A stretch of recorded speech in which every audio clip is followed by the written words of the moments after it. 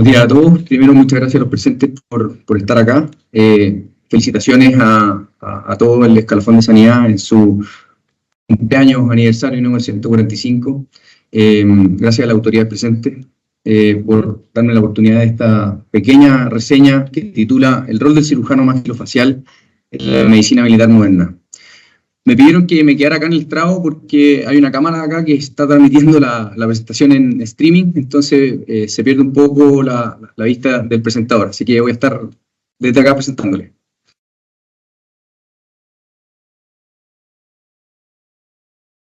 Bueno, vamos a pasar en diferentes temas en esta pequeña reseña. Voy a hablar un poquito de la formación y entrenamiento del cirujano maxilofacial en la medicina militar moderna. Luego, a hablar un poco de las lecciones aprendidas respecto a la residencia que tuve la suerte de vivir en Estados Unidos. Y finalmente, cerrar con un caso clínico acorde a lo que tiene relación a esta presentación.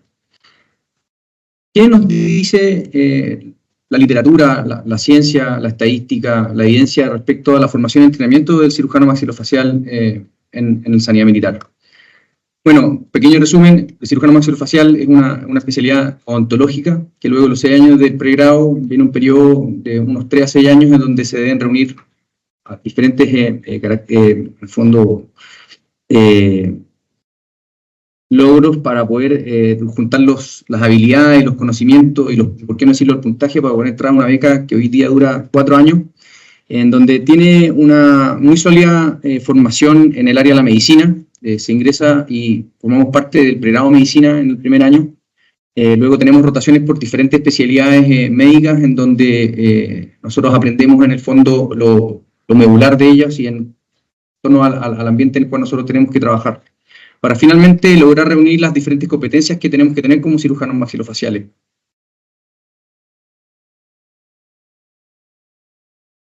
Claramente depende de profesional a profesional, de oficial a oficial, en donde hay cursos madres, que son los cursos que imparte el Colegio Americano de Cirujanos, que está el PHTLS y el ATLS. Luego tenemos cursos más bien de la índole militar, que son el C4, el TC3 y otros. Un entrenamiento militar básico. Claramente nuestra formación depende mucho de nuestra participación, experiencias, tanto civiles como militares, y claramente muy bien marcada por nuestras destinaciones y nuestra carrera militar. Pero ¿qué nos dice la literatura respecto a esto? Algo que sí hay que tener súper claro es que en tiempos de guerra y en zonas de guerra activa, nuestros pacientes van a ser muy heterogéneos. Vamos a tener de todo tipo de pacientes, tanto militares, civiles, pacientes pediátricos, pacientes adultos, pacientes añosos, de diferentes lugares del mundo con diferentes patologías, en un gran volumen, claramente, con recursos limitados, tanto humanos, físicos y tecnológicos, y con una heterogeneidad del daño y de la fuente que produce el trauma en nuestros pacientes. Por lo tanto, todas estas características generales nos hacen cuestionarnos si es que debemos tener o crear un entrenamiento específico para este tipo de necesidad. Hice una revisión en la literatura y me pareció que esta revisión sistemática era la que mejor representaba lo que quería presentarles hoy día. Es una revisión sistemática de muy sólido nivel, en una muy connotada revista internacional, bien actualizada, del año 2023, en donde hace un análisis retrospectivo de todo lo que hay en la literatura respecto al entrenamiento militar en la cirugía maxilofacial. Sus objetivos principales es evaluar las oportunidades de entrenamiento actual para el manejo quirúrgico en zonas de guerra. El trauma más común en las zonas de guerra será un análisis estadístico de qué es lo que más común nos podemos encontrar, y la eficacia y limitaciones de las diferentes opciones de entrenamiento actual a nivel internacional. Se encontró mucha literatura al respecto, obviamente, en esta revisión, y finalmente ellos le dieron una serie de puntajes a las diferentes componentes de esta búsqueda, de puntaje máximo de 50 puntos, en donde lo que tenía menos de 30 puntos era eliminado de la revisión. Se ponía mucho hincapié en la duración de estos programas, en el uso de simulación y en el ambiente de entrenamiento en el cual eran desarrollados. Bueno, hay un montón de diferentes opciones de capacitación a nivel internacional, en donde, en resumen, lo que mejor puntaje tenía eran los que tenían mayor duración, y que también todos los que estaban asociados a simulación. Y los que mejor eran categorizados el punto de vista de los estudiantes y de su desempeño posterior a este entrenamiento, eran aquellos que eran de varios días, asociados a simulación, como también las rotaciones quirúrgicas en hospitales de trauma en nivel 1, que es decir, los hospitales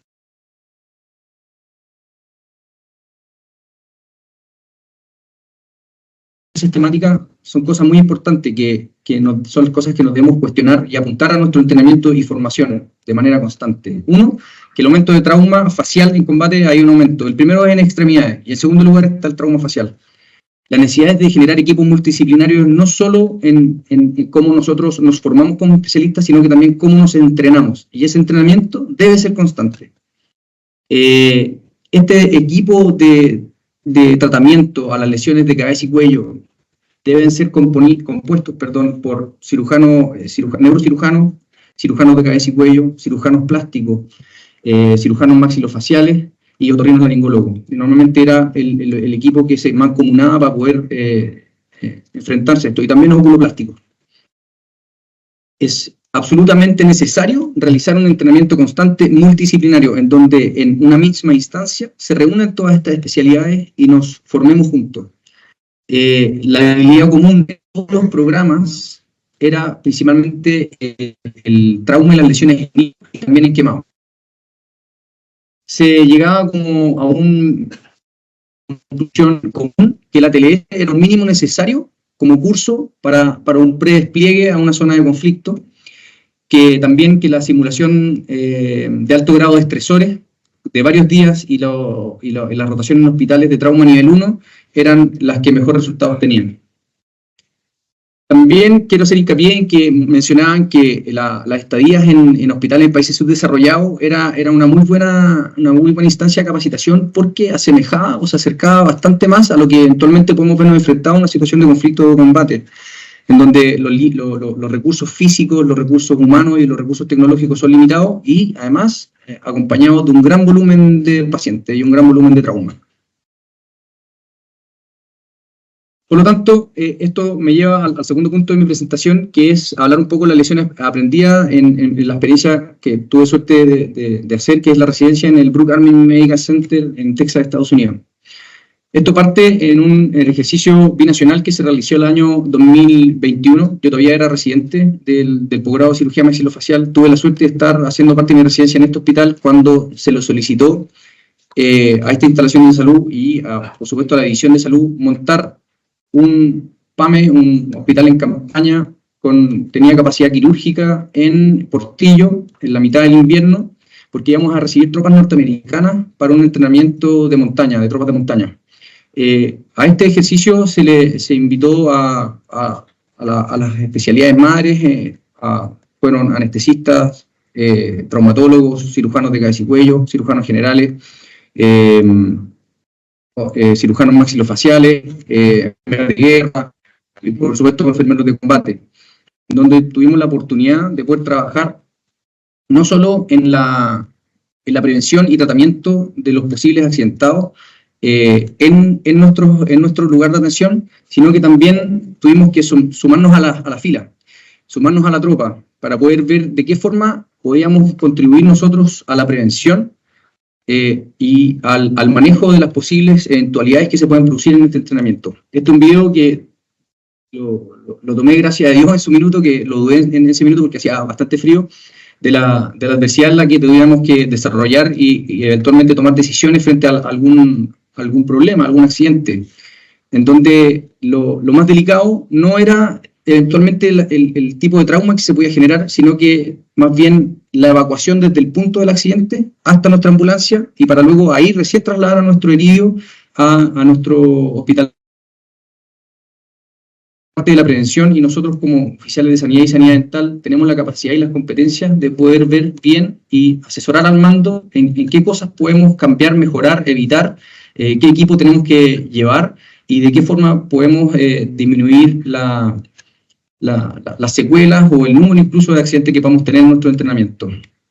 Finalmente fue un ejercicio bastante exitoso, donde participaron un grupo mayor a 200 soldados norteamericanos. Vinieron también oficiales de sanidad de Estados Unidos a participar con nosotros.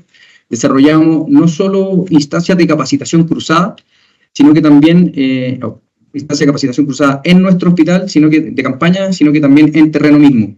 Logramos muy buenas relaciones con ellos y de aquí es donde nace la oportunidad que se dio para poder ir a hacer residencia con ellos o terminar parte de mi posgrado a Estados Unidos con ellos.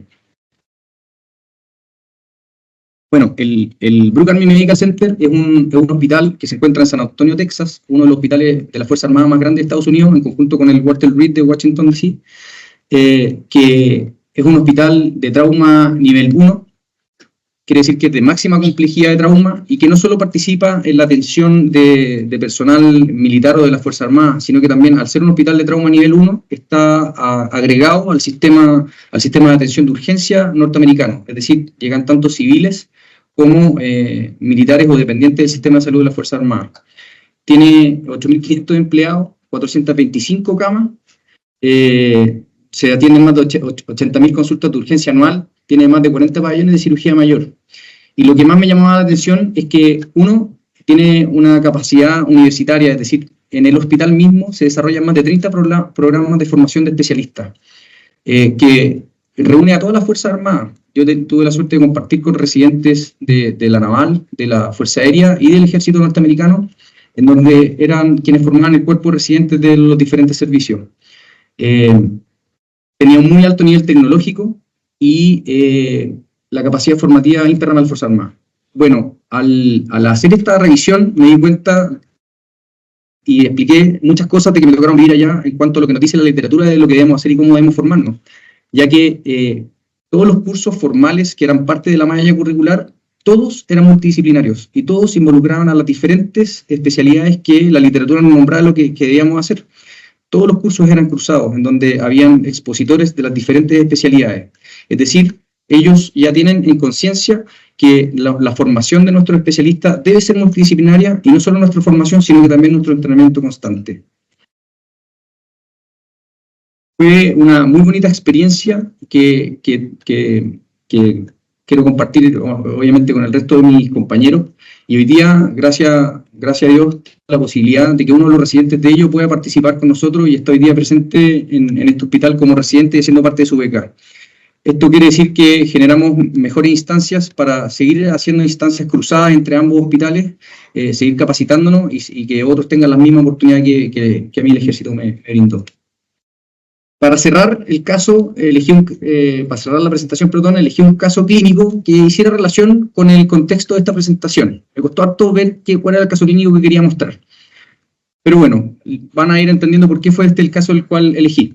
Este es un paciente de 29 años que sufrió un accidente de alta energía, iba en su motocicleta, choca a alta velocidad y además iba con su casco suelto y pierde su casco en el accidente. Por lo tanto, su principal lesión, aparte de tener lesiones en sus extremidades, tenía un trauma craneofacial bastante importante. Esta imagen ya es posterior a la intervención neuroquirúrgica, es decir, a la descompresión.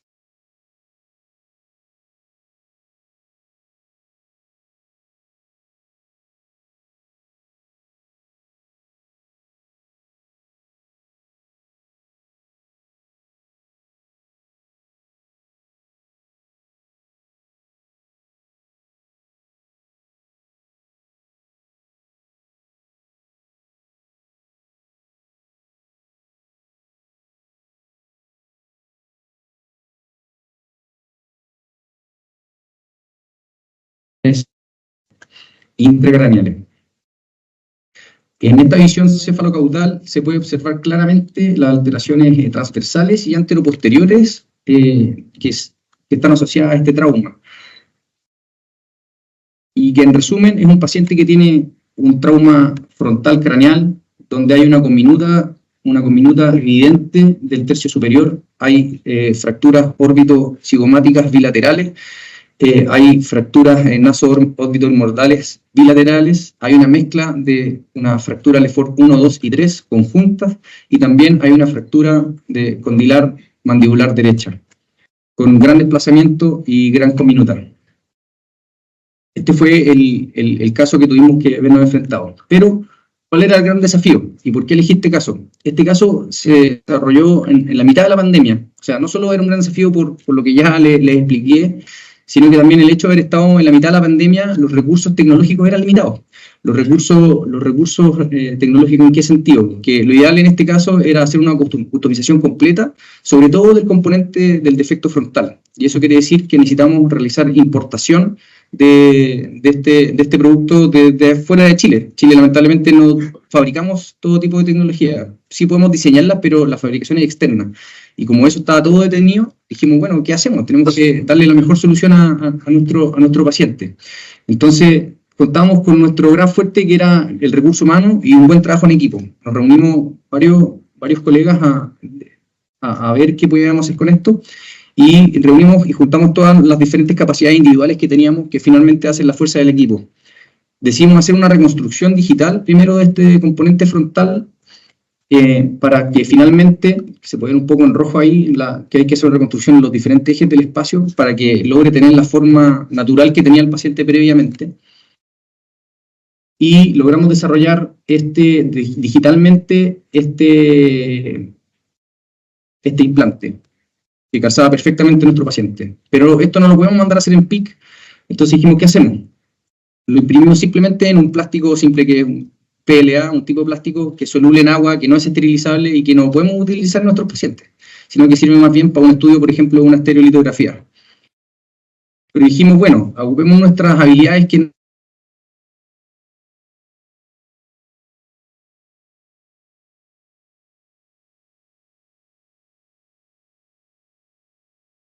el fondo que era en el fondo la prótesis que teníamos que instalar en nuestro paciente.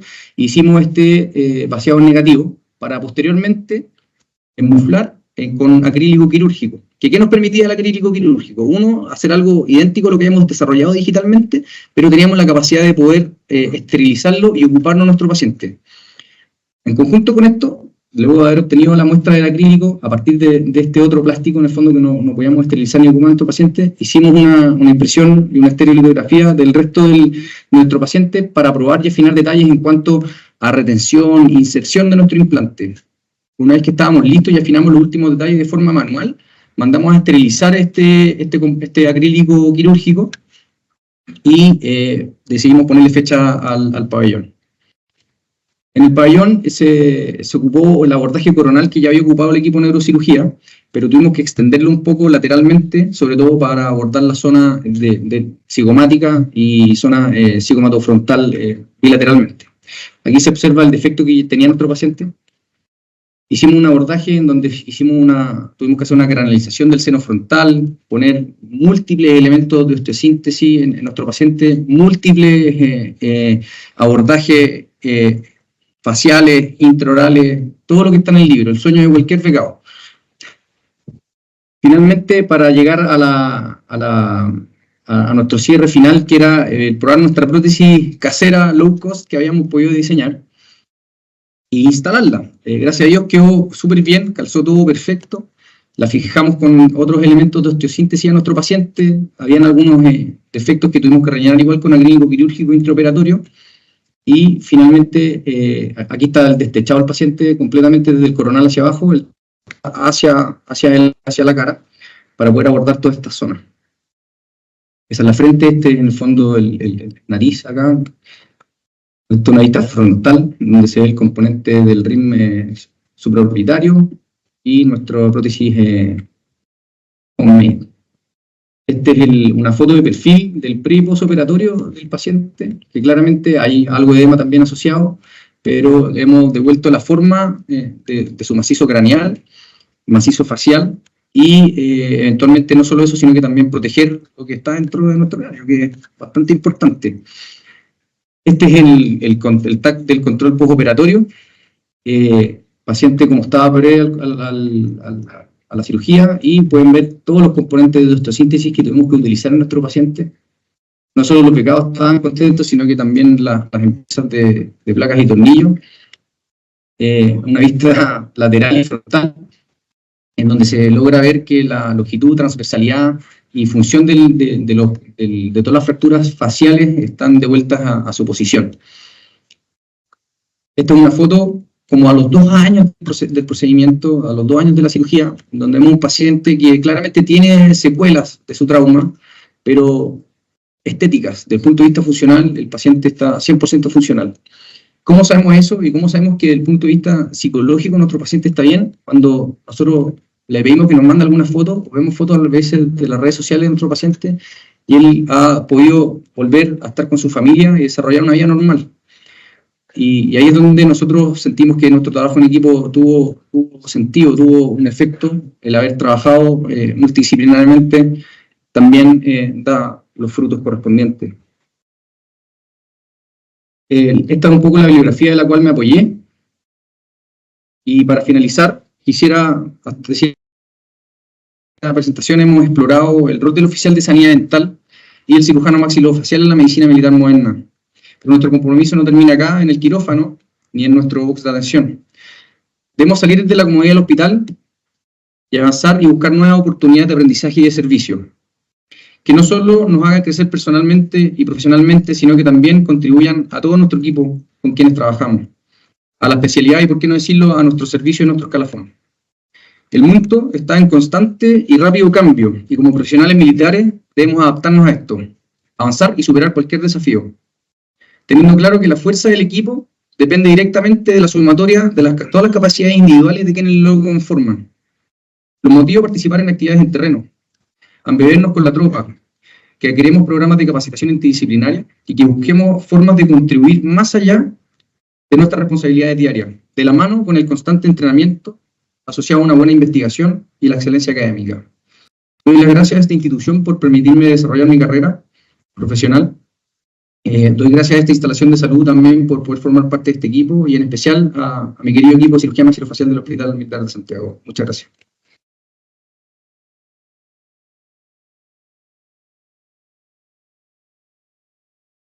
¿Alguien tiene alguna pregunta que hacerle al mayor? ¿Alguna consulta? Maxilofacial ya había un palo blanco preparado, ¿no?